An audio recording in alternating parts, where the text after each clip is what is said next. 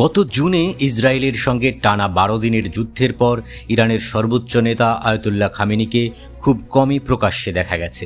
এই অনুপস্থিতির কারণে খামেনির বর্তমান শারীরিক অবস্থা নিয়ে নানা জল্পনা কল্পনার জন্ম দিয়েছে। কারণ খামেনির বয়স এখন 86 বছর। এই বয়সেও ইরানের মতো নানা চ্যালেঞ্জের মুখোমুখি একটি দেশের নেতৃত্ব দিচ্ছেন তিনি। তাই খামেনির পর কে হবেন ইরানের পরবর্তী শাসক, এ নিয়ে আলোচনা চলছে বেশ আগে থেকেই। খামেনির উত্তরসূরির নাম জানতে মুখিয়ে রয়েছে গোটা বিশ্ব।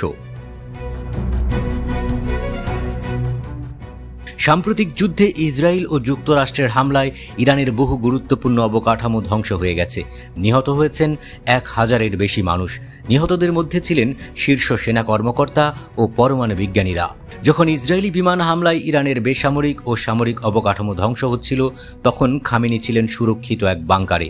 এরপরও গোয়েন্দা তথ্যের মাধ্যমে খামেনির অবস্থান জেনে যায় তারা। যুদ্ধে কোনোভাবে খামেনির সেই বাংকারে হামলা চালালে ভয়াবহ বিপদে পড়তে পারত ইরান।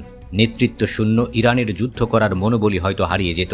এছাড়াও পরমাণু কর্মসূচি নিয়ে এখনও ইসরায়েল ও যুক্তরাষ্ট্রের সঙ্গে ইরানের রেষারেষি চলছে। সেখানেও খামেনি গুরুত্বপূর্ণ চরিত্র।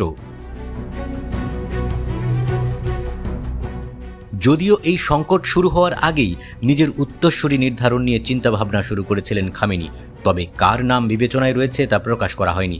শোনা যাচ্ছে তার ছেলে মুজতবা খামেনির নাম নেই তালিকায়, বরং তার ঘনিষ্ঠ কিছু মিত্রকেই উত্তরসূরি বানাতে চান খামেনি।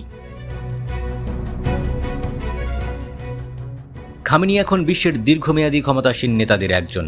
একসময় ইরানের ইসলামী বিপ্লবের প্রতীক হিসেবে দেখা হতো তাকে, কিন্তু সাম্প্রতিক সময়ে ইরানের বিভিন্ন মহলে সমালোচনার মুখে পড়েছেন তিনি।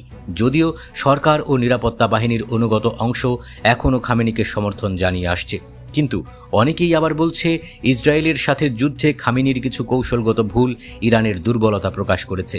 অনেকের মতে খামেনির বয়স রাজনৈতিক ও অর্থনৈতিক সংস্কারে বাধা হয়ে দাঁড়িয়েছে।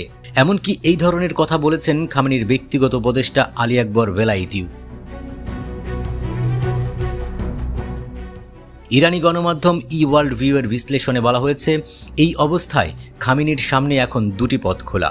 একটি হলো ক্ষমতায় থেকে ধীরে ধীরে দায়িত্ব হস্তান্তর করে সীমিতভাবে রাষ্ট্রীয় সংস্কার চালু করা, অথবা আনুষ্ঠানিকভাবে পদত্যাগ করে নতুন কারো কাছে ক্ষমতা হস্তান্তর করা। এর মাধ্যমে নতুন প্রজন্ম ও সংস্কারপন্থীরা ইরানের রাজনীতিতে একটা জায়গা তৈরি করতে পারবে। তবে বাস্তবতা হলো, ইরানে খামেনির প্রতি এখনও একটি বড় ও শক্তিশালী রক্ষণশীল গোষ্ঠীর সমর্থন রয়েছে।